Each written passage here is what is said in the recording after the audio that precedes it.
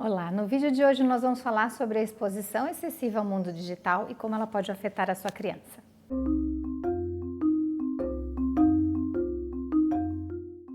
O mundo digital veio para ficar. Em momento de pandemia, eles nos aproximam da escola, dos nossos familiares, dos nossos amigos. É impossível pensar um mundo sem a tecnologia, porém a exposição excessiva ao conteúdo digital pode alterar o neurodesenvolvimento de bebês, crianças e adolescentes. Será que a sua criança está sendo exposta de forma exagerada, exacerbada?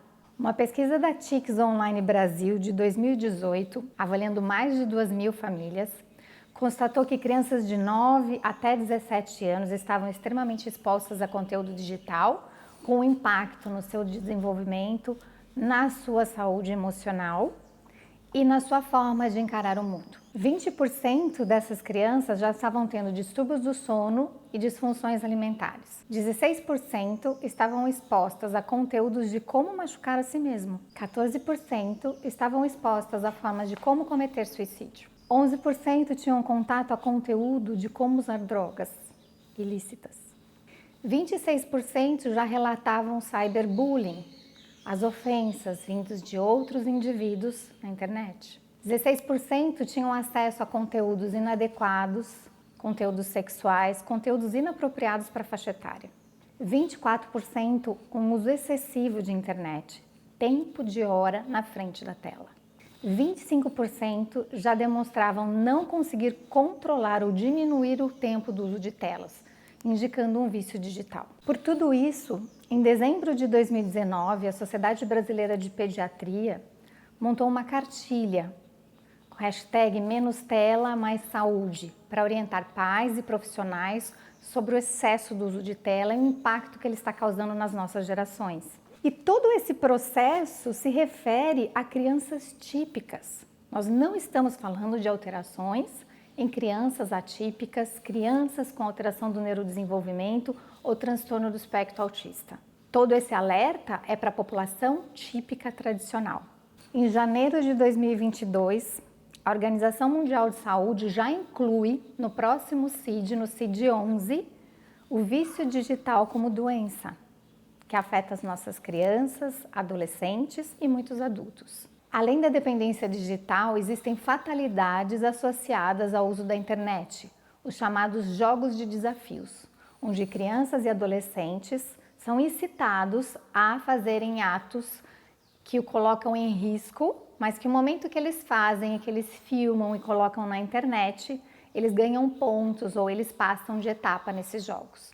Então, como prejuízos da exposição precoce ao uso de telas, nós temos os distúrbios do sono. E por que eles acontecem? A tela, por conta da onda da luz azul, a onda que é emitida pela própria tela, altera a nossa melatonina, aquela que regula o ciclo circadiano do sono. Quanto maior a exposição, mais alterado esse ciclo vai ficar. E principalmente se a exposição for noturna. Exposição depois das 18 horas pode afetar em muito o sono e a qualidade do sono da sua criança. A exposição a conteúdos durante a noite também pode aumentar o risco de pesadelos, de terror noturno, e a criança que não dormir bem acaba não tendo uma fixação, uma memória adequada para o aprendizado que foi feito durante o dia, com mais risco de TDA, déficit de atenção, ou TDAH, que é o déficit de atenção e hiperatividade. Isso em crianças típicas. O uso do fone de ouvido em volume excessivo, quando o pai ou a mãe ou o cuidador consegue escutar do lado de fora o som que a criança está ouvindo com o fone, pode levar à perda auditiva induzida pelo ruído, chamado PAIR. E essas perdas por trauma sonoro, elas são irreversíveis. O uso excessivo de tela leva a um atraso no desenvolvimento de linguagem e leva a uma diminuição da socialização. Eu fico mais tempo no mundo virtual do que no mundo real. As minhas experiências acabam sendo todas no mundo virtual. Só que em nada elas contribuem para o neurodesenvolvimento de experiências reais, físicas, onde eu realmente estou participando ativamente da situação. O uso de telas também interfere numa região do nosso cérebro chamada córtex pré-frontal. É aquela que bloqueia os nossos impulsos, que nós temos o julgamento do certo ou errado, em que nós podemos montar estratégias para resolver problemas, manter o nosso foco numa situação. Quando eu tenho uso excessivo de tela, essa região do córtex pré-frontal não funciona de forma adequada e eu vou ter exatamente o oposto daquilo que eu quero. Uma criança mais impulsiva, uma criança que julga menos o certo e o errado, uma criança que não controla a agressividade, que tem dificuldade em planejar as suas ações no dia a dia. Existe um excesso de liberação de dopamina, que trabalha no centro do prazer. Quanto mais eu tenho a tela, mais vontade eu tenho de ficar nela. Por isso que os jogos virtuais, eles também viciam tanto. O nosso cérebro não distingue o mundo virtual do mundo real. Aquela adrenalina, a liberação de cortisol, de eu estar numa guerra, de eu estar num desafio, de eu mudar de fase, isso tudo gera no nosso corpo reações bioquímicas que fazem com que eu queira permanecer naquela sensação. Aquilo me dá muito prazer. O mundo real não é assim. E é aí que nós começamos a ter uma criança viciada em jogos. Aquela que não consegue parar, e se os pais falam, é hora de desligar, está na hora de fazer outra coisa, vamos fazer a tarefa, vamos fazer uma atividade física, ela explode. Porque ela está extremamente confortável e com prazer naquele universo paralelo. Já existe um termo chamado tecnoestresse, que é o estresse gerado pelo uso das mídias. A perda da empatia com o outro, a ansiedade, a minha distorção física por não preencher ao padrão que a mídia coloca. Tudo isso faz com que as nossas crianças e os adolescentes tenham mais chance de depressão. Então, quais são as sugestões da Sociedade Brasileira de Pediatria para começarmos a controlar a exposição das nossas crianças e evitar esse tipo de problema? Crianças até 2 anos não devem ser expostas a telas, nem passivamente, segundo a Sociedade Brasileira. Crianças entre 2 e 5 anos, o limite máximo do uso de tela é 1 hora por dia. Crianças de 6 a 10 anos não devem ultrapassar 2 horas no uso de tela.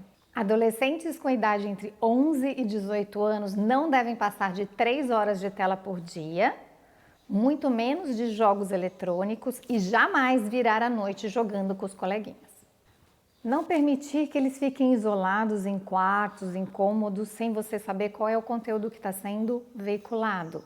A supervisão ela é muito importante para verificar se o conteúdo é adequado para a sua criança. Estimular atividades ao ar livre, esportes. A exposição solar é fundamental para que eu durma à noite, o ciclo do dia e da noite. Atividades familiares. Agora no confinamento, jogos coletivos, brincar com a sua criança pequena, passear, desde que respeite o limite social, uso de máscara, enfim, vivenciar experiências no mundo real.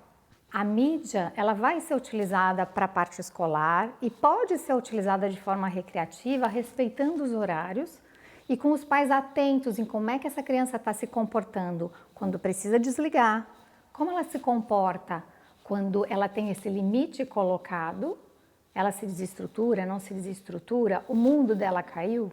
E eu vou contar para vocês a minha história pessoal. Eu tenho 2 filhos. Um que trabalha super bem com as regras de mídia, faz a sua atividade escolar, faz as suas tarefas, brinca um pouco com o tablet, desliga de boa, vai brincar, vai ler, vai fazer alguma coisa em casa, tranquilo. E eu tenho meu outro filho, o Juju. E o Juju se mostrou extremamente dependente à mídia digital. Isso porque eles tiveram acesso tardio. Aqui em casa começou depois dos 6 anos e celular ele não tem. Quando a gente ia desligar, era crise na certa. Era um berreiro sem parar. Nós não conseguíamos pôr limite e ele chegava a verbalizar que a vida dele só tinha sentido quando ele estava em contato com o iPad. Que o melhor amigo dele era o iPad. Que ele fazia tudo rápido para ir para o iPad. E a nossa resolução aqui, vamos tirar. Vai ter acesso durante o período escolar, porque é uma escola que já está numa plataforma digital e não vai ter acesso depois. Tiramos por 1 mês, foi tudo tranquilo, aprendeu a lidar melhor. Nas férias desregulou um pouco, tivemos que de novo suspender. Então nós ficamos atentos ao comportamento. Começou a piorar comportamento, começou a mostrar dependência, perde. Perde porque nós amamos. Pede porque eu sei que está fazendo muito mais mal do que bem. Pede porque eu quero que ele brinque comigo, ele brinque com o irmão. Que nós, reais, sejamos muito mais importantes na vida dele do que um eletrônico. Enquanto eu puder, esse controle vai existir. Isso por amor. Juju, conta um pouquinho da sua história. Juju, me conta como que era aquela sensação que você tinha quando a gente falava que precisava desligar o iPad. Bem, eu achava que ele era meu. A gente brincava junto, a gente estudava junto, a gente fazia atividade junto. Mas depois que agora eu jogo no fim de semana, agora eu percebo que ele é só uma máquina, não faz essas coisas. É, isso mesmo, que você não pode contar com ela, né? É, posso contar com a minha família. Ok, um beijo, te amo. A observação dos pais ela é fundamental para entender, será que está sendo excessivo o uso desse mundo digital para o meu filho? Como é que está o comportamento dele quando ele usa? Ele prefere ficar em isolamento? Ele prefere não estar com a família? Isso tudo foi falado em relação às orientações para as crianças típicas. As nossas crianças com transtorno do espectro autista, elas já têm dificuldade de comunicação e linguagem. Elas já têm tendência a isolamento. Ela já tem tendência a se viciar num universo que diminua o seu estresse por não entender o mundo à sua volta. É muito mais fácil o vício de eletrônicos e é muito mais fácil a obsessão com os eletrônicos, que é o ver partes de coisa. Eu não escuto a história toda, eu não vejo o desenho animado inteiro, eu fico num pedaço, eu fico numa vinheta, eu fico num pedaço daquela imagem e a criança fica voltando. Isso em nada agrega o desenvolvimento das nossas crianças, pelo contrário.